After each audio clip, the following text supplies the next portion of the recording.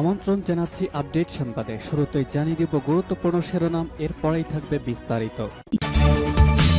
পুরোদমে Iran, Israel এবং নিরীহ ফিলিস্তিনিদের মাঝে ভয়াবহ যুদ্ধ চলছে হামলা পাল্টা হামলা। এরই মাঝে আমাদের হাতে এসে পৌঁছেছে এই যুদ্ধের সর্বশেষ গুরুত্বপূর্ণ সব থেকে তাজা আপডেট সংবাদ আপনাদের জানিয়ে দিব। প্রথমেই জানাবো, পাকিস্তানের সঙ্গে যুদ্ধে ভারতের 250 জন সেনা সদস্য নিহত।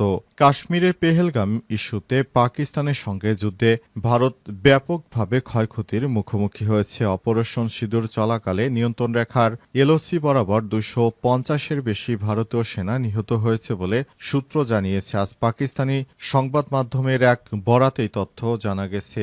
একটি গোয়েন্দা সূত্র থেকে জানা গেছে এই যুদ্ধে ভারতের 250 জন সেনা সহ 4 জন পাইলট সহ 250 জনই নিহত হয়েছে। ভারত বিষয়টি এখনও প্রকাশ্যে স্বীকার না করলেও গোয়েন্দা তথ্য থেকে জানা গেছে ভারতের বিপুল সংখ্যক সেনা সদস্য মারা গেছে। এতে নরেন্দ্র মোদীর নাক কাটা গেল, কারণ এই যুদ্ধে তারা হেরে গিয়েই যুক্তরাষ্ট্রের কাছে হাতে পায়ে ধরে পাকিস্তানের সঙ্গে যুদ্ধবিরতির আহ্বান জানায়। শেষ পর্যন্ত যুক্তরাষ্ট্র ইহুদিবাদী ইসরায়েলিদের মতো হিন্দুত্ববাদীদেরকেও বাঁচিয়েছে। এরপর জানাবো, গাজায় লড়াই করছে 40,000 ফিলিস্তিনি যোদ্ধা, দাবি ইহুদিবাদী ইসরায়েলের জেনারেলের। গাজা যুদ্ধ শুরুর এ পর্যন্ত ইহুদিবাদী ইসরায়েলেরা গাজায় হামাসকে ধ্বংস তো থাক দূরের কথা, কোনো তাদের শক্তিও শেষ করতে পারেনি। এখনও ইহুদিবাদী ইসরায়েলের বিরুদ্ধে 40,000 ফিলিস্তিনি যোদ্ধা লড়াই অব্যাহত রেখেছে বলে জানিয়েছে ইহুদিবাদী ইসরায়েলের এক জেনারেল। এদিকে ইসরায়েলের হুমকির মুখে আত্মসমর্পণ করবে না হিজবুল্লাহ বললেন নাইম কাসেম। লেবাননের সশস্ত্র প্রতিরোধ সংগঠন হিজবুল্লাহর প্রধান শেখ নাইম কাসেম স্পষ্টভাবে জানিয়ে দিয়েছেন, ইসরায়েলের চাপ ও হুমকি সত্ত্বেও তারা কখনোই আত্মসমর্পণ করবে না বা অস্ত্র পরিত্যাগ করবে না। তাদের ডিকশনারিতে আত্মসমর্পণ শব্দটি নেই। জানাবো, প্রথমবারের মতো ইউরোপে ডিটারজেন্ট রপ্তানি করল আফগানিস্তান। আলহামদুলিল্লাহ, ধীরে ধীরে ঘুরে দাঁড়াতে শুরু করেছে আফগানিস্তান। তারা প্রথমবারের মতো ইউরোপে 21 টন ডিটারজেন্ট রপ্তানি করেছে, যা দেশটির জন্য খুবই সৌভাগ্য বয়ে আনবে। এবং সর্বশেষ জানাবো, প্লট বরাতে দুর্নীতি, শেখ হাসিনা সহ 23 জনকে হাজিরের গেজেট প্রকাশ। রাজুকে অবৈধভাবে প্লট দুর্নীতি, নতুন শহর প্রকল্পে সরকারি প্লট বরাদ্দ নেয় 6 মামলায় শেখ হাসিনা সহ 23 জনকে আদালতে হাজির হতে গেজেট প্রকাশিত হয়েছে। প্রিয় দর্শক, এতক্ষণ শুনছিলেন সংবাদ শিরোনাম, এবারে বিস্তারিত। তবে তার আগে বন্ধুরা, অনুরোধ থাকবে এই সংবাদটিতে একটি লাইক দিন। এই চ্যানেলে আপনি নতুন হয়ে থাকলে আমাদের সংবাদটি দেখতে দেখতে চ্যানেলটি সাবস্ক্রাইব করে রাখুন। কমেন্ট করে বন্ধুরা আপনার মূল্যবান মতামত জানিয়ে দিন আপনি বিশ্বের কোন দেশ থেকে বা বাংলাদেশের কোন স্থান থেকে আমাদের সংবাদটি দেখছেন এবং শুনছেন। আর বন্ধুরা, গাজা যুদ্ধে আপনি নিরীহ ফিলিস্তিনিদের ভালোবেসে থাকলে কমেন্টে ইয়েস লিখে বিশ্ববাসীকে জানিয়ে দিন। পাকিস্তানের সঙ্গে যুদ্ধে ভারতের 250 জন সেনা নিহত হয়েছে। আলহামদুলিল্লাহ, পাকিস্তানের সঙ্গে ভারতের হিন্দুত্ববাদীরা যুদ্ধ করতে গিয়ে তাদের 250 জন সেনাকে হারিয়েছে। শুরুতে ভারত এসব সেনা হারানোর কথা স্বীকার না করলেও অবশেষে বিভিন্ন গণমাধ্যম থেকে জানা গেছে ভারতের হিন্দুত্ববাদীরা এই বিপুল সংখ্যক সেনা হারিয়েছে। এসব সেনা হারানোর কারণে ভারতের নরেন্দ্র মোদী হঠাৎ করে এই যুদ্ধ বন্ধ করে দিয়েছিল। তখন যুদ্ধ যখন চলছিল, হঠাৎ করে যুদ্ধ ভারতে কিন্তু প্রথমে আক্রমণ করেছিল। তারপর সাধারণ মানুষের মধ্যে কৌতূহল হলো কি কারণে হঠাৎ করে তারা এই যুদ্ধ বন্ধ করে দিল। তবে অবশেষে পাওয়া গেছে সেই আসল কারণ।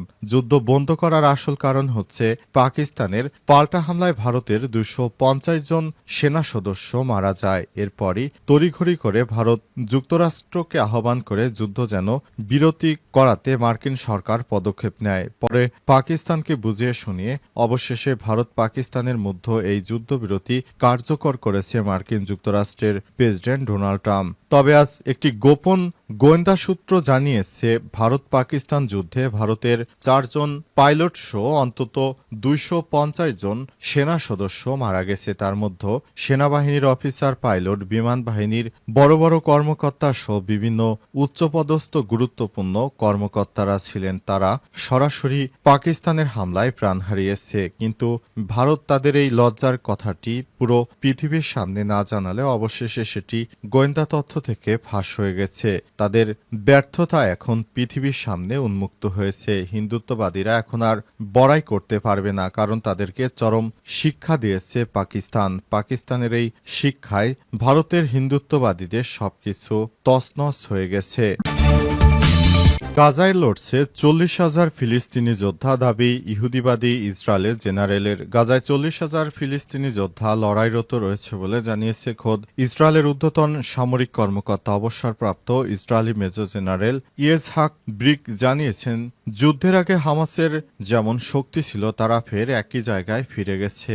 আজ আল জাজিরার খবরে এই তথ্য জানানো হয়েছে। ইসরায়েলি সংবাদ মাধ্যম মারিবের এক মতামতের নিবন্ধে বিলিক জানিয়েছেন, বর্তমানে হামাসের যোদ্ধা রয়েছে প্রায় 40,000। এই অসংখ্য যুদ্ধ শুরু হওয়ার পর থেকে আগের মতোই তারা এখনো শক্তিশালী। হামাসের অনেক যোদ্ধা এখনো সুড়ঙ্গ থেকে অভিযান পরিচালনা করছে। তিনি আরো বলেছেন, হামাস এখনো গেরিলা যোদ্ধা হিসেবে লড়াই করছে, যেমনটা তারা যুদ্ধের শুরুতে করেছিল। গোষ্ঠীটি কখনো সেনাবাহিনী ছিল না, যার মানে তারা তাদের সামরিক সক্ষমতাও হারায়নি, যেমনটা ইসরায়েলের সেনাপ্রধানের দাবি। এই ইসরায়েলি জেনারেলের মন্তব্য এমন এক সময় এলো যখন ইসরায়েলি প্রতিরক্ষা বাহিনী আইডিএফ দাবি করেছে হামাসকে তারা প্রায় নির্মূল করে ফেলেছে, কিন্তু হামাসকে তারা কোনো কিছুই করতে পারেনি। হামাস এখনো পুরোপুরি সক্রিয়, এমন তথ্য জানিয়েছে ইসরায়েলের সাবেক এক সেনা কর্মকর্তা। তার মতে ইহুদিবাদী ইসরায়েলেরা এখনো হামাসের কোনো শক্তি ধ্বংস করতে পারেনি। হামাস আগের মতোই শক্তিশালী। ইসরায়েলের হুমকির মুখে আত্মসমর্পণ করবে না হিজবুল্লাহ, বললেন নাইম কাসেম। লেবাননের সশস্ত্র প্রতিরোধ সংগঠন হিজবুল্লাহ প্রধান শেখ নাইম কাসেম স্পষ্টভাবে জানিয়ে দিয়েছেন, ইসরায়েলের চাপ ও হুমকি সত্ত্বেও তারা কখনোই আত্মসমর্পণ করবে না বা অস্ত্র পরিত্যাগ করবে না। এক টেলিভিশন ভাষণে তিনি বলেছেন, এই হুমকি আমাদের আত্মসমর্পণ করতে বাধ্য করবে না। আমরা আমাদের অস্ত্র ছাড়ব না। আগে ইসরায়েলের আগ্রাসন থামাতে হবে। গত কয়েক সপ্তাহ ধরে ইসরায়েল ও হিজবুল্লাহর মধ্যে উত্তেজনা বেড়েছে। ইসরায়েলি সেনাবাহিনী একাধিকবার লেবাননের সীমান্ত অঞ্চলে হামলাও চালিয়েছে। আঞ্চলিক বিশ্লেষকরা মনে করছেন, গাজা যুদ্ধের প্রেক্ষাপটে লেবানন সীমান্ত দ্বিতীয় ফ্রন্ট খুলে দিতে পারে ইসরায়েল, আর সেই লক্ষ্যে হিজবুল্লাহর উপর আন্তর্জাতিক ও আঞ্চলিক চাপ বাড়ানো হচ্ছে। তবে নাইম কাসেমের বক্তব্য থেকে পরিষ্কার যে হিজবুল্লাহ কোনোভাবেই তাদের প্রতিরোধের অবস্থান থেকে সরে আসছে না। এছাড়াও ইসরায়েলের আগ্রাসন বন্ধ না হলে সমঝোতার কোনো সম্ভাবনাও নেই। প্লট বরাদ্দে দুর্নীতি, শেখ হাসিনা সহ 23 জনকে হাজিরের গেজেট প্রকাশ। ক্ষমতার অপব্যবহার করে রাজধানীর উন্নয়ন কর্তৃপক্ষ রাজুকের পূর্বাচল নতুন শহর প্রকল্পে সরকারি প্লট বরাদ্দ নেওয়ার 6 মামলায় শেখ হাসিনা সহ 23 জনকে আদালতে হাজির হতে গেজেট প্রকাশিত হয়েছে। আজ ঢাকার মেট্রোপলিটন সিনিয়র স্পেশাল জাজ মোহাম্মদ জাকির হোসেন গালিবের সই করা এই গেজেট বিজি প্রেস বাংলাদেশ সরকারি মুদ্রায়ন প্রকাশ করে। দুদক প্রসিকিউটর মীর আহমেদ আলী সালাম বিষয়টি নিশ্চিত করে বলেন, প্লট বরাদ্দে দুর্নীতির 6টি মামলায় গেজেট প্রকাশের জন্য আদালতের নির্দেশনা ছিল। বিজি প্রেস থেকে গেজেট প্রকাশিত হয়েছে আগামী 20 জুলাই। মামলাগুলোর তারিখ ধার্য করা আছে। ওই তারিখের মধ্যে আসামিরা আদালতে হাজির না হলে তাদের অনুপস্থিতিতে বিচারিক কার্যক্রম শুরু হবে। শেখ হাসিনা পালিয়ে যাবার পর তার বিরুদ্ধে ব্যাপক দুর্নীতির অনুসন্ধান শুরু করেছে বাংলাদেশ সরকার। তার নামে বিভিন্ন দুর্নীতির অভিযোগ এনেছে তারা। সব অভিযোগের ক্ষেত্রে সরাসরি শেখ হাসিনাকে দায়ী করা হচ্ছে। কখনো কখনো শেখ হাসিনা এবং তার দলের লোকজনকে বিভিন্ন মামলায় সরাসরি আসামি করে তাদেরকে বিচারের আওতায় আনার জন্য পদক্ষেপ নিয়েছে সরকার। এরই ধারাবাহিকতায় এবার নতুন করে শেখ হাসিনার বিরুদ্ধে রাজুকের প্লট সহ বিভিন্ন কর্মকাণ্ড পরিচালিত করার জন্য এই ধরনের পদক্ষেপ নিচ্ছে সরকার। তবে বিষয়টি কোন দিকে গড়ায় সেটি এখনো বলা যাচ্ছে না।